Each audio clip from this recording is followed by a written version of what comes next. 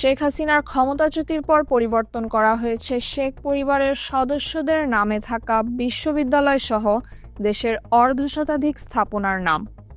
আওয়ামী লীগ সরকারের ফ্যাসিবাদী শাসনের আইকন আখ্যা দিয়ে ভেঙে ফেলা হয়েছে ধানমন্ডি ৩২ নম্বরের বাড়িটি, যা ছিল শেখ মুজিবুর রহমানের স্মৃতি জাদুঘর।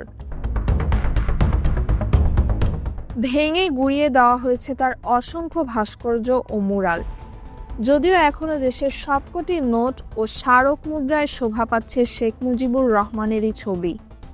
২১১ কোটি টাকার নতুন নোটেও থাকছে শেখ মুজিবেরই ছবি।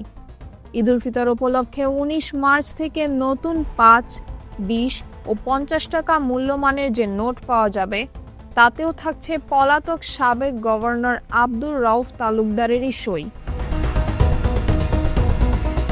আর্থিক খাত বিশেষজ্ঞদের যুক্তি, অন্তর্বর্তীকালীন সরকার যে নীতিতে এগোচ্ছে, নতুন নোট আনতে নকশা পরিবর্তন করে অর্থের অপচয় করা এই মুহূর্তে ঠিক হবে না।